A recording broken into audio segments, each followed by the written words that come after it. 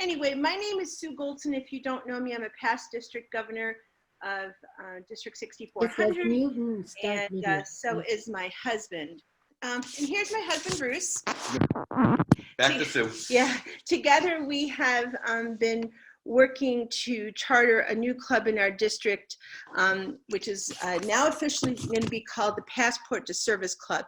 And a passport club is a club which enables people who are not able to make the more traditional club meetings. And of course, the funny part of this now is none of us are doing that as the COVID pandemic happened. So we were ahead of our time because we've been meeting this way for quite a while.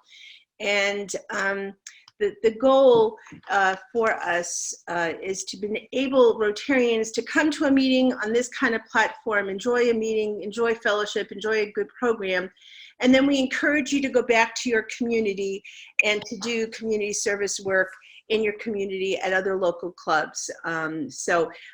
We are in the process of being named to this club and getting all of our membership roster set, and we're hoping to be official by the 1st of July. So if anybody, this kind of platform makes sense to you, and we would welcome to have you be a part of our group. And also, of course, if you know somebody who's been wanting to join Rotary and maybe really and truly is already a Rotarian at heart and has not been able to find a club that matches their needs, maybe this would be one that would. So with that, any other announcements? If you want to learn more about the club, you can visit our website at 6400passport.org. We've got different web addresses, but that's 6400passport.org is the easy way to learn everything about our club that you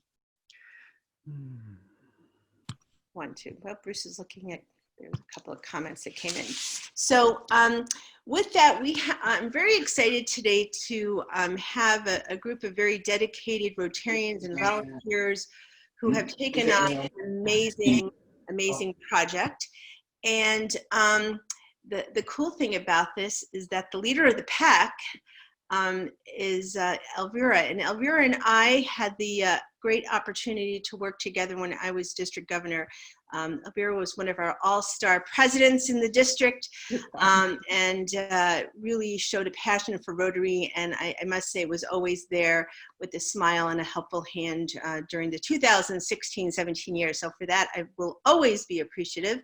So with that, here is Elvira to introduce her team and to introduce this awesome project that they are doing. Perfect. Thank you so much, Sue. I am really, really happy and excited to be here today, not only to tell you about the project, but because I'm really proud of the team that I'm working with. We're from all over the world. That today here we have, they will be introducing themselves throughout the presentation, so we're not doing a formal presentation at the start. But we have people from Toronto, Laura Lamarzi. We have people from Malawi, Abby Morneau. I have someone, Alex from Tennessee. So, and in addition to being all over the world, they are just a dynamic group of young women who are service-minded. Some are Rotarians, some not quite yet, but certainly we hope that they will join the ranks of this organization. Laura, can you share your screens? Very good. So we're going to talk to you about this water project and it's a really, really cool story. So Brittany, do you want to get us started? Absolutely. Good morning, everyone. Thank you so much for having us today at your Passport Club. So like all things, and even us, you know, as humans, we all have stories, and our project has a huge story behind it. And really, the bulk of this presentation is going to be about how we are using water as a gateway to expand on educational programming and the community's access to education and clean water in Chilumba, Malawi. So when we talk about what today is going to look like, we'll go over the agenda. So Elvira, what I'll have you do is just cover the agenda, and then I'll go ahead and introduce everyone. So like Brittany said, we're going to tell you the story. How does a small club in LaSalle-Ontario end up working on a major water project in Malawi? We're going to explain to you a little bit about the need. We're going to explain how we plan to get there, and we're really excited that we're about more than halfway there. And hopefully people on this call and people with your clubs, you will find it in your heart to help us get to the finish line, and we'll explain to you what we need from you. So our team is comprised of a number of people. Brittany, she's a member of the Rotary Club of LaSalle, Lisa as well. We were, and myself, along with Laura's dad, Bruno, we traveled to Malawi, and we actually got to see firsthand the project, the location, the people on the ground who are going to be involved, and that makes it really, really meaningful. On our call is also Alex Mendez, who worked as an assistant director. She will tell you a little bit more about herself moving forward. Laura, who was our original connector to this project, and Brittany will explain that. Abby Morneau, who is currently the head teacher of the Wasambo High School that this project will be assisting, as well as the development of a bigger educational project that she'll explain. And then also, the next slide, there's a couple of other people that will be mentioned. So just to set the context, I want everyone to think about $64. If someone came to you and asked you for $64, because it would change a life, would you consider giving it? And it would change their life in a really significant way. It would change their life because they would have access to clean water so that they could drink clean, safe, potable water. It would change their life because it would mean that they could actually wash their hands and be safe from health concerns like cholera and other health issues. And in addition, that $64 would also provide some education. And that education, as we know as Rotarians, is life-altering. It means that not only would you be able to help yourself as an individual move out of the conditions of poverty, but it means that you would be the link to helping your family, to helping your community, and potentially helping your country. Because what you will hear from Abby with respect to the educational programs that are going on in Malawi that we are looking to assist, they are becoming the future leaders of a country that is in desperate need. So think about that as we move forward. It's $64, not a whole lot. It's probably what we would pay at a very mediocre restaurant for a meal here in North America, but it is the thing that would change many lives. So we're going to move forward and let you know how you could help us out. So when we talk about stories, our story is unique in the sense that it has many starts and many stories weaving through it. And for the Rotary Club of LaSalle, our section of the story started in 2017 when we met Laura for the first time. Laura came to our club to do a presentation about her work in Malawi and her connection with Determined to Develop and with Matt and with Abby. And we all left the meeting feeling inspired, feeling motivated, feeling moved.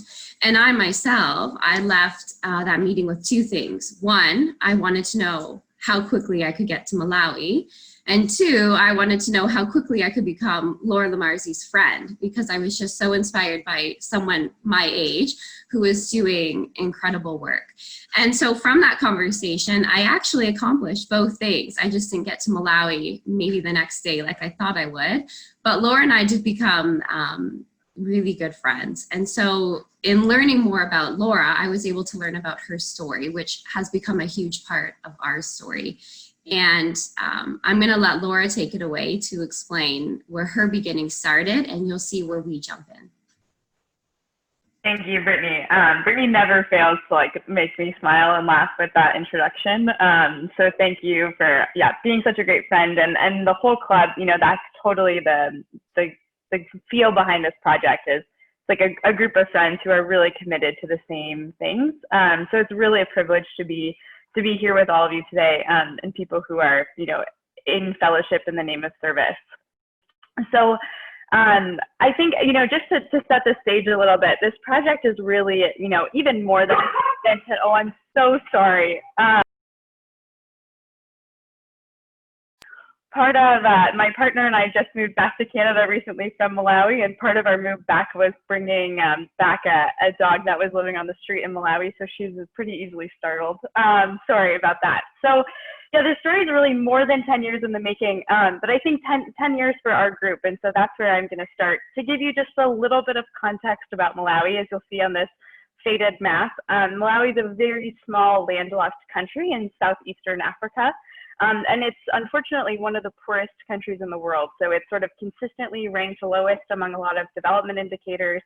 But despite that reality, Malawi has maintained its reputation as the warm heart of Africa, as it's commonly referred to, because of the kindness of its people. And really all of us who have spent time there, I think, feel very strongly about this. It's a really unique place, and its acceptance of visitors and willingness to work together and exchange ideas. So it's really intentional that we're working in Malawi, even though there's quite a substantial similar need within the region.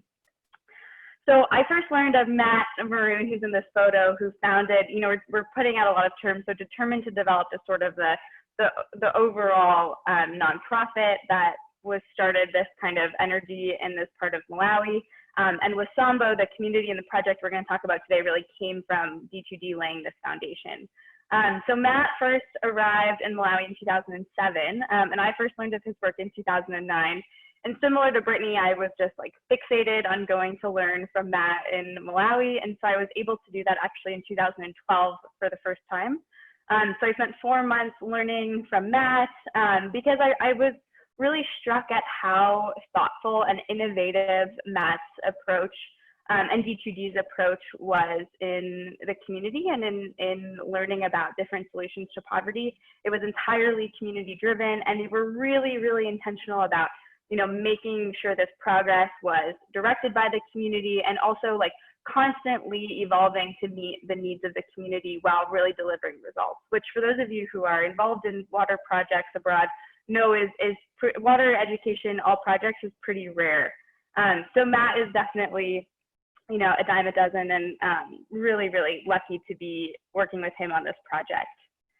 So after, several years, I was able to come present to the Rotary Club in 2017. And like Brittany said, the response was so positive, and immediately they began asking me, how they could be connected with D2D and involved in these projects. And so actually one of the first projects to come about that was this chicken project from the Rotarians Club of LaSalle-Centenntial. So they raised money for an alternate income project for the young women in the community where D2D works.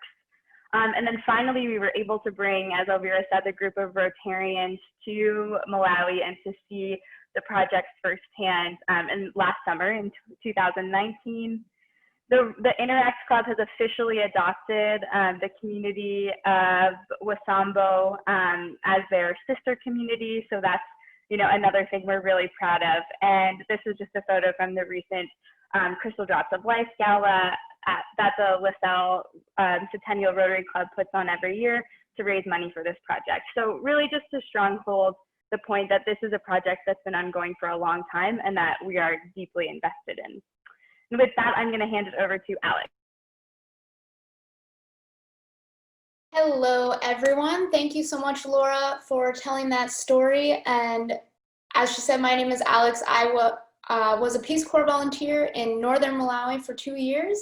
And then I had the opportunity to serve Determined to Develop as the assistant director for a little under a year now.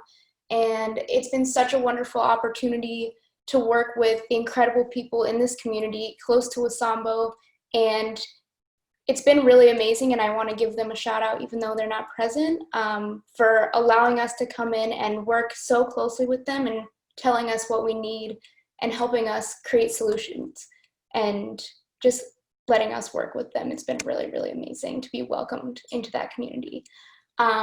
So I'm going to talk about why a water project is so important in Wasambo. Wasambo is a community really close to Lake Malawi.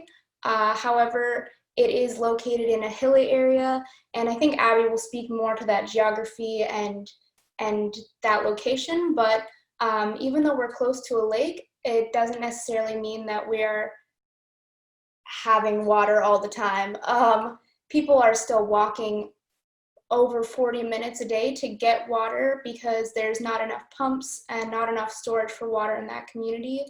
And having access to that water is absolutely vital for a healthy population. And health is obviously a driving factor for prosperity and development. So it's extremely limiting for this community to not have access to that water. It causes gastrointestinal problems, which are one of the #1 concerns of Malawi's Ministry of Health for individuals living in rural areas. And waterborne disease is spread so easily. And not having access to clean water also exacerbates the effects of those waterborne diseases on these populations. They're unable to engage in healthy hygiene behavior like washing their hands, keeping their areas clean, and cleaning their food, the regular things that we take for granted every day. Maybe a little less so in this time of COVID-19, but yeah, so that's a huge concern. And some of these waterborne diseases like cholera and giardia are extremely, extremely prevalent in communities close to the lakeshore, like Wasambo. In addition, a lot of children in this area, by the time they're 2 years old, most of them will have experienced some sort of gastrointestinal problem. So having access to that clean water is really, really important to keeping young populations healthy in Malawi. Furthermore, water is critical to helping young girls and women in the community access things like menstrual hygiene, which enables them to go to school. A lot of girls do not attend school when they are menstruating because they don't have access to clean water, and schools are not built with infrastructure to support that. And furthermore, Wasambo School is located in this community, and those students don't have access to enough water, which is limiting their ability to get education because they're sometimes sick or dehydrated, which exacerbates symptoms of whatever their sickness is, or they're choosing between having drinking water or having water to clean their hostel and keep their living spaces clean. So without that access to water, it's preventing them from getting the best education they can because they're not focused on school, they're focused on having that basic necessity of water. And Abby's going to speak a little bit more to the specific conditions of the school and Wasambo Boys School, but right now, that access to water is really limiting because Wasambo Boys School, it needs to grow, but without more water, we can't house more students. There's already a lack of clean water and enough water there, and excuse me, that's keeping the students from being able to go to school. But what the plan is to have a girls' school and a technical college, which will eventually lead to more community prosperity. And then by bringing this water into Wasambo community, that will allow us to host more students, some of which come from Wasambo, some of them come from outside, and additionally host students to a technical school so that they can get a higher education. And all of this will allow the community to have improved health, greater access to education, and hopefully improve their ability to access better jobs and have a better life. So if we want to talk a little bit more in depth about the current context, in Wasambo, in the community specifically, women and girls are the lead caretakers of their households. And in a lot of these households, there's at least 5 people and up to 10 or 12. And I think it's something like per capita, there is a use of 200 liters of water per day. And if we're looking at this photo in the background, that bucket I believe is, I want to say 10 or 15 liters. And these women and girls are walking all the way to the lake, sometimes 2 or 3 times a day to gather that water. And having to spend that time and that energy engaging in these chores and getting water on top of usually cooking for the family, cleaning their household, taking care of children in the household, really takes away all of their time and energy to engage in other community events and activities, which would enable them to be part of community leadership and governance. So this water problem really limits women specifically, all over the world, but in Malawi to an extreme extent. Like I mentioned before, waterborne diseases are very common. Cholera is a particularly concerning waterborne disease that is common in Karonga district and Wasambo. And when you can't access water, you can't keep yourself clean. And then if you get sick, you're unable to go to work, unable to take care of your family, unable to do your daily life essentially. And so this is preventing the people of Wasambo from prospering. And from here, I'm going to let Abby tell you guys a little bit more about Wasambo specifically. So here she goes. Thanks, Alex. Like Elvira said, my name is Abby Morneau. I'm the head teacher of Wasambo Boys High School. This is the first school of our school system that we have planned, and the first one that we've gotten off the ground. I've been involved with Determined to Develop, what Laura mentioned, since 2010 when I was in university. I came and lived in Malawi long-term starting in 2012, which is where I met Laura. And I was there for 2 years as a volunteer teacher. I've also taught in the U.S. degree in international education and development, which is what I received as I got started in this role. So over the last 8 years, I've lived 5 of them in Malawi, and I do call Malawi my home. I'm originally from Ohio in the U.S. So the current context here, when we talk about education, we talk about how this water system would be impactful for the current school that we have and our future schools. Currently, we are almost at our capacity with students as far as our water. So what that means is our school could grow. Our school could grow at the high school itself. But right now, we can't add any students because we don't have enough water. And so every day we run out of, sorry, is my video working okay? Okay. Can we go back? There we go. And so every day we run out of water. And so a lot of times that limits not only the health of my students as far as exacerbating any issues that they have as far as malaria, which is a common issue, any skin rashes, things like that. You know, boys, sometimes they're not as careful with that kind of stuff. So it also limits our programming that we're able to do. And so there have been times when I've had to cut clubs and activities after classes because our students have had to walk to the lake to wash their clothes. And so that cuts a lot of the programming that we're able to do, as well as my teachers' time to plan and execute lessons for our students. On the other side of that, it also restricts the development of the school. And so right now we have Wasambo Boys School. In a few slides, I'm going to show you our giant map that talks about the girls' school that we plan to build, as well as the technical school. So Laura, if you want to go to the next one.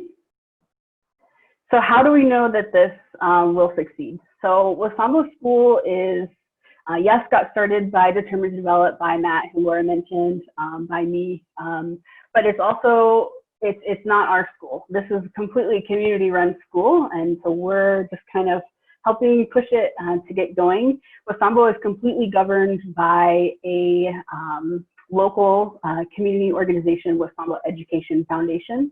It includes members of our community, government leaders, our chiefs, and fellow education professionals within Malawi. And so that's who we report to. They oversee the entire operations, and they've worked with this grant to be a partner as far as the long-term upkeep of this water project. They've taken responsibility for as well. So Wasambo Education Foundation and the school are engaged strongly within this community. 10% of the student population is on scholarship, a free scholarship, and are from the Wasambo area, the Wasambo catchment area. And we're engaged in making sure that the community around us is healthy as well. And so that includes the WASH trainings that are a part of the application that we've developed.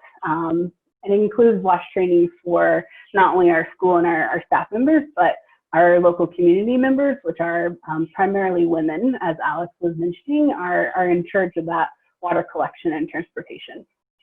Wasambo School itself is a sustainable model of high quality education, meaning that we don't have any outside donors that are making sure that the school is running. It's a completely sustainable model in terms of the school fees that students pay, that our students are coming from outside of the area. And like I said, all of the students that come within the area are on a free scholarship. And so there's a sliding kind of a social justice model to the fees collection. The school is not waiting for a handout. It's not waiting for donors. It wouldn't be impacted by any changes in donors. It's a completely sustainable model in itself. The reason the school is really important is it's not just like any other school in Malawi. And some of the people on this who have heard the presentation before know that I could talk about this school until I'm blue in the face. So if I don't mention anything and you want to learn more, please feel free to reach out to me. But we have taken what we really love about schools in Malawi, and we've taken it up a notch. And so we've kind of married it with the culture and value system within Malawi, the Malawi curriculum, and then also marrying it with some of the leadership practices, the pedagogy that we see in the US or even in Canada as well. And so that includes different, our school is a boarding school, so our students are not just in the classroom, we also have them outside of class as well. And so a lot of supplemented education is happening as well. So as we move forward, the plan for the system includes 3 boreholes, which are these small squares off to the right, which are labeled pump houses. So it includes 3 boreholes drilled, including pumps that would be lowered into those boreholes, and then a housing structure would be built around it. Those 3 pumps then would be connected to the valve chamber, which would then pump all of that water up to the ground storage tank. And then Laura, if you want to go to the next one.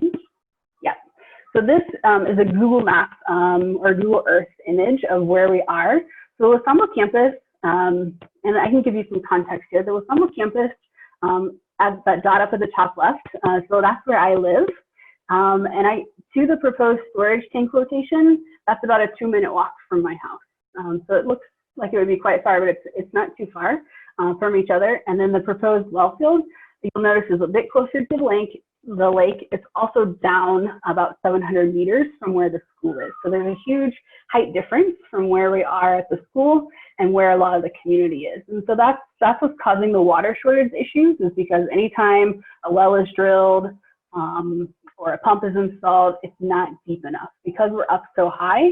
And so that's why we proposed to put the well fields lower in the ground. And so we've had professionals within Malawi look at that site, and they've said definitely there is water there. And then this is just to kind of give you some context with the school itself. In some of these buildings, this is our entire campus that we would have of those 3 schools. So our current boys' school that we've got, the girls' school, and the technical. In pink, some of these buildings that you can see, those are the buildings that we currently have. So my house is on there, our office is on there, a couple of our classrooms. The buildings in red, that's what we're currently, that's what's currently funded. And so that's what we're building In fact, that red U-shaped building, that's what we're working on right now. We're about to put a roof on top, which is really exciting. The green buildings represent what the future development of the school is. So as Abby said, currently they have a boys' school, which is sort of staged to be in expansion mode, but the green represents the girls' school, the technical school, as well as it's a fully sustainable school system where they have their own, growing their own food and some of the things they need, their cafeterias, and employing local people. So we're gonna move on to the budget. So this project in its totality is a $286,000 US project. You can see the breakdown there. That includes drilling the 3 wells, the pumping units, because rather than, they're not going to be hand pumped, they're going to be run on electricity so that there's consistency there and continue to draw water on a regular basis, because Malawi does also suffer from some long periods of dry season. The pump houses to house all that, the valve chambers, all the pipes and fittings, the storage tank, as well as another 250,000 liter storage tank that will be maintaining water there. All of this work would be done obviously by local Malawian companies. And what I found really, really interesting is that the engineers who came up with this particular plan, they have a really cool model with D2D, that they have a relationship with the University of Ohio, Dayton, Ohio. And every year there are different groups of people that go and do internships there. So this was a group of engineers from Dayton University who went there along with a professor. They looked at a number of options. This wasn't just the singular option. They did a bunch of research. They, pardon me, they did some studies. They talked to local people, and they came up with the best plan for getting this water to this community, not only of the school, but the community. So we're talking about 4,500 people that would benefit from this project. And that's where the $64 comes in. If you take $290,000 and divide it by 4,500, it comes out to $64. So where are we now? We divided this project into 2 separate RI grants. Those are the global grant numbers that you see beside them.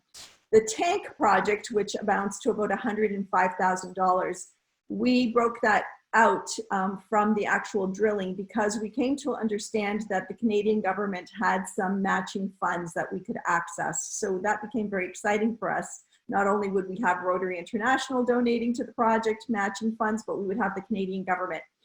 However, the Canadian government would not support any drilling any drilling for water.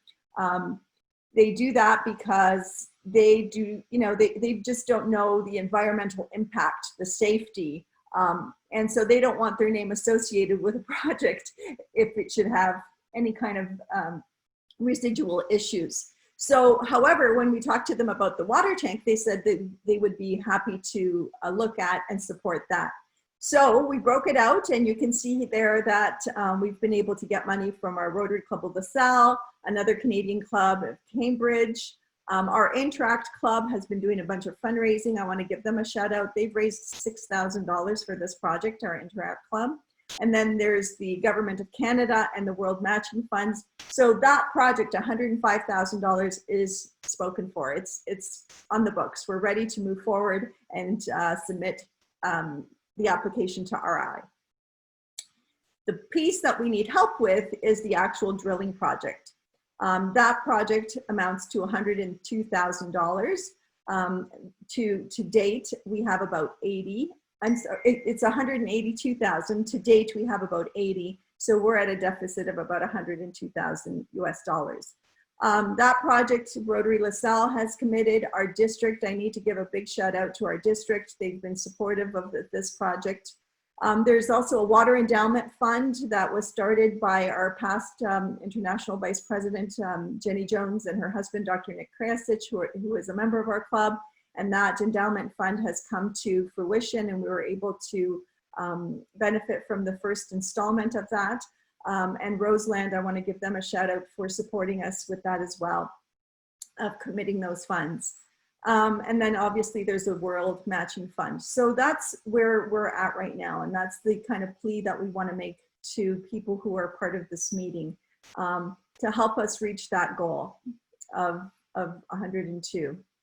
So what can you do? You can either, donate $64 or more individually, and you can e-transfer our club.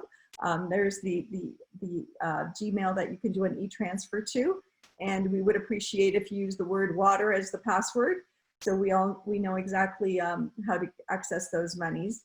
We were really hoping that you are, moved by today's story and the people that it would help, and talk to your international committee to see if this is a project that they would help to support. And then as Rotarians, we're all connectors. We know other clubs, we know other individual members, both in the community who may be Rotarians or may not be Rotarians, and help us share the story, help us share the word. And we're here to certainly elaborate. We really had to condense this. There's so many facets and layers to this particular project that we want to try and put it all together in 20-25 minutes, but that makes it difficult. So I'm going to ask all of our club members, our team members, to please put their personal email in the chat. And if anybody has any particular questions about the Wasambo School, they can certainly reach out to Abby. I want to give a huge, huge shout out to both Abby and Alex. These two young women have been, Abby is a Rotarian. She's the member of the DiGesu Club of Malawi. Alex, not yet, but these two young women have been instrumental in completing the applications to Rotary International for this project. And anyone who's ever done that before, you know how complicated and complex it is. They've done the needs assessment, they've filled out and answered all the questions, and we've gotten really good feedback from people at Rotary International that the information there and their plans for doing the training are well thought out and well planned, and we don't foresee any issues in getting the funding from Rotary International. But we need to do our part to make sure that the funding is in place before we can apply to them. So that's our story. It is a beautiful community. I cannot tell you how touched we were to be there. And we have a little video of a young man who is from the Wasambo Boys School. So we'll end it with that. I'm going to the other step. There are still more students who are coming who need the same help. I just want to wish that you continue helping so that those who are coming are also helped the same way I'm being helped. Thank you very much.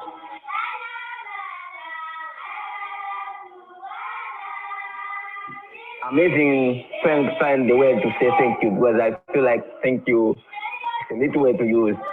So I really appreciate for everything that you are doing to us. Thank you. We appreciate it. So thanks, everyone.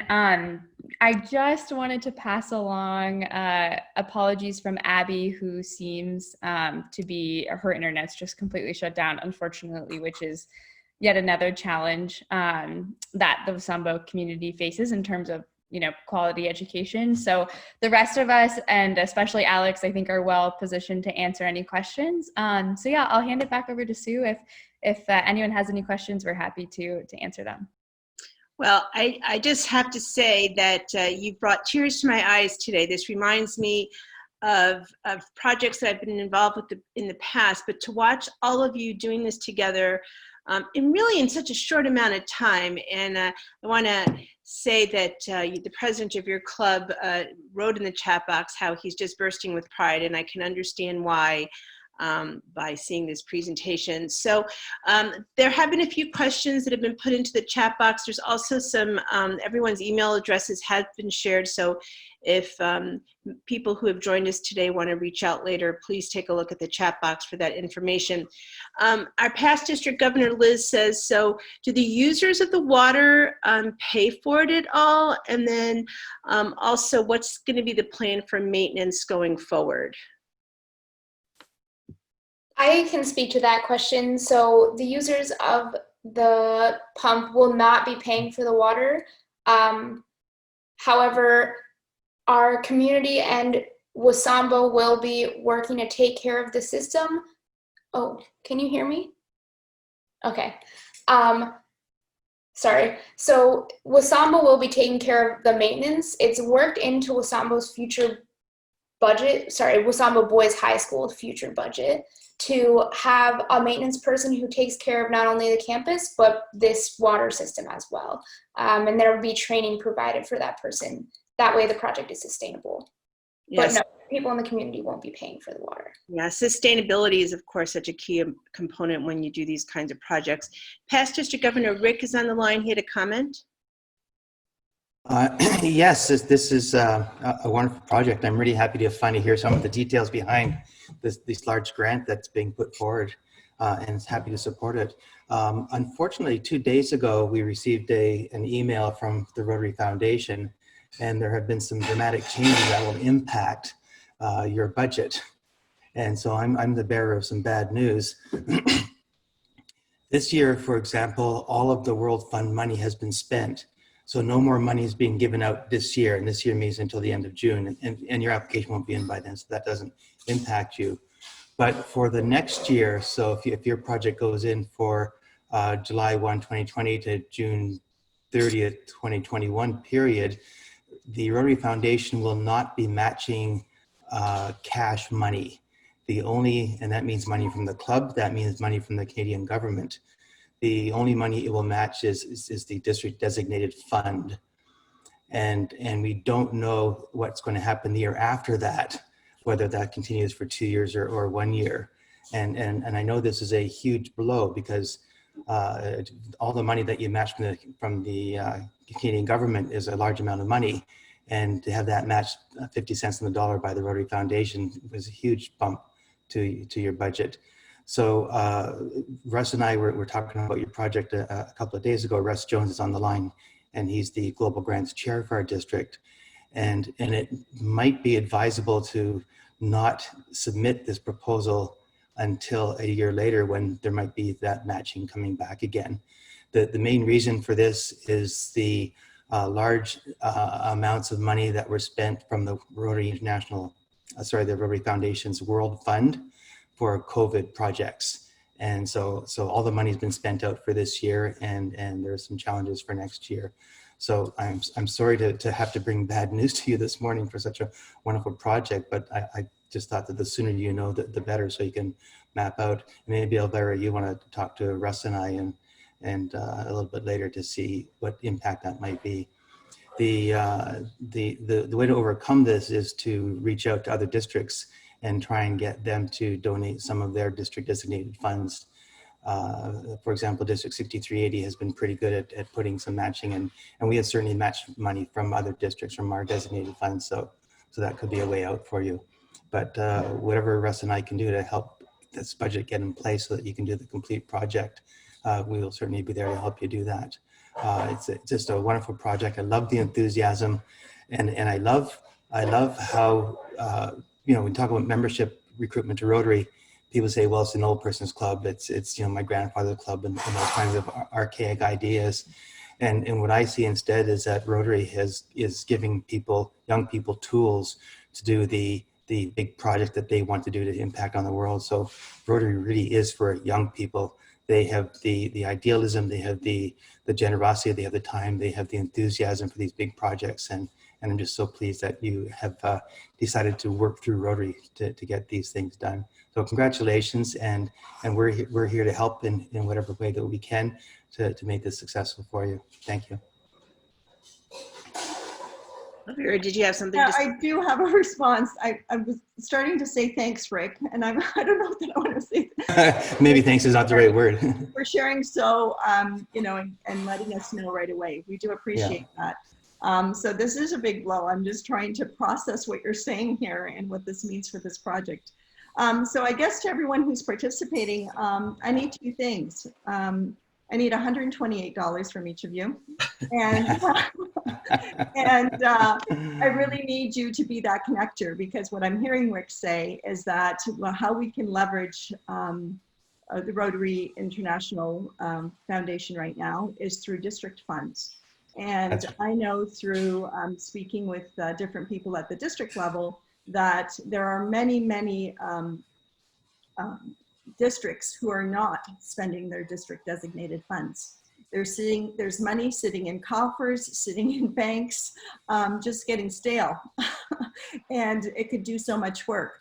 So what I need from all of you is to really be that, that third thing that on my slide there. I need you to be the connectors.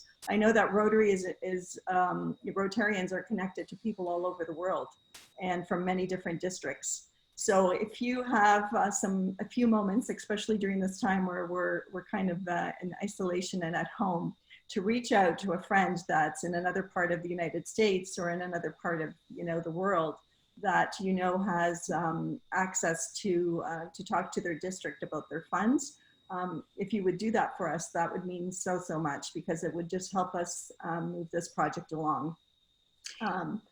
If I could just, so there's a Tony Lucas who's from 6420 on the line who is interested in perhaps having this presentation made for others. And this, Tony, I would also call your attention in the chat box to Elvira's email address, and perhaps you can connect with her that way, and that might be the best. And I do think that there are, as you pointed out, Elvira, a lot of districts who are not using their DDF. And I know of one in particular in Michigan, actually, that is a great international partner. And so let's see if we could connect you guys as well. And as Liz Smith points out, it's a temporary setback, and hopefully what this might enable to happen is to have some of this DDF resource money come this way. And then, since you still had money to raise for the balance, I think it was 102,000 that you said, maybe you concentrate on that, and then eventually the other will come back, and then all will be systems go ahead. We're all in this together, right? And we're all going to help each other out.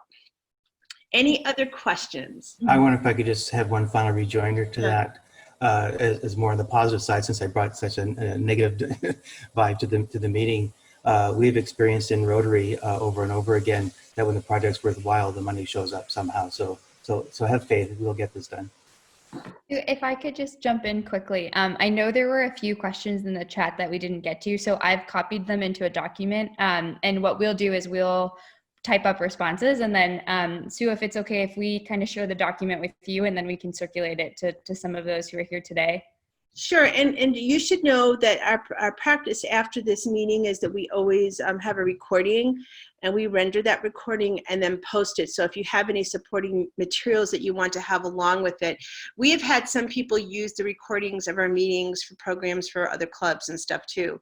So certainly like a contact us kind of a list and so on, along with whatever feedback you might have. I think we've addressed most of the questions that were here.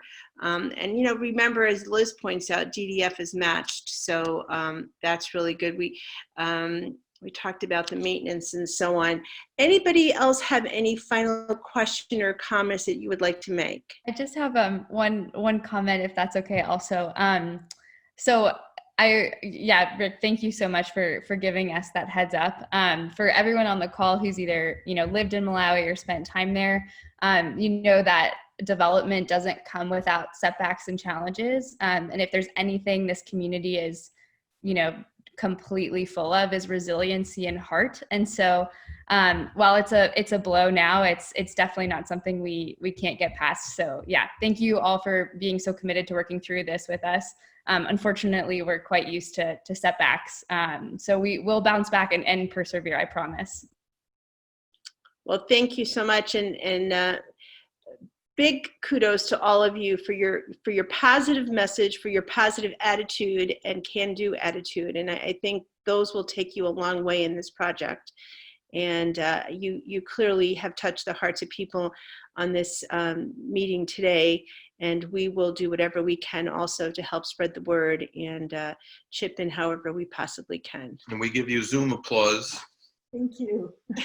So thank you. Great job from all of you. We appreciate you being with us today. Elvira, Brittany, and the gang. It was a tremendous presentation. And Rick, you're no longer invited to join any of our meetings that we had this morning. Poor guy. Messenger. Love you, Rick. I'm just the messenger. If he wasn't here, I would have chimed in. So what can I say? Thanks, Russ. Next week at the same bat time, same bat channel, we are going to have another great presentation that I don't think Rick can do anything about. Bryn Stiles is the Rotary Peace Centers Committee Chair. He's a past director of the Rotary International Board and past Rotary Foundation trustee. And he's going to tell us all about the Peace Centers and what the program is that gives an academic fellowship for up to 100 Peace Fellows from around the world. It's Rotary's significant peace building program. So Bryn Stiles with us next week. And of course, Rick, I'm just teasing. Liz, did you have anything that you wanted to add in? No? Okay. I was going to ask her to do the 4-way test. Well, before we get to the 4-way test, just a couple of reminders coming up. June 11th and 12th, 7 p.m. Eastern Time, we have our virtual district conference for District 6400. Sue and I and Liz and a whole host of other people, Rick, are busy working on that program. Paul and Tracy, who were on the line, I'm not sure if they still are. So there's a whole lot of District 6400 folks that are going to be helping us put on a great district conference, our first virtual district conference, June 11th and 12th. And you can go to the district website at rotary6400.org for the links to that Zoom conference. And then Meet the Governor night for District 6400 is June 30th. And also rotary6400.org will have all the details on that. And don't forget the Rotary International Convention. Rotary International Convention, June 20th through the 26th. Go to riconvention.org for those details. That's all I've got. If everybody will unmute everybody here, as soon as I can close this window down and unmute all, and we'll do the 4-way test of all the things that we think, say, or do. And Liz will be signing it as well. First, is it the truth? Second, is it fair To all concerned. Third, will it build goodwill and better friendship? Fourth, will it be beneficial? Beneficial to all concerned. Thanks once again, ladies. Awesome presentation. And our heart is with you, and we wish you all the best and success in this great endeavor. Bye, everybody. Have a great week. Have a great Saturday. Thank you so much. Thank you.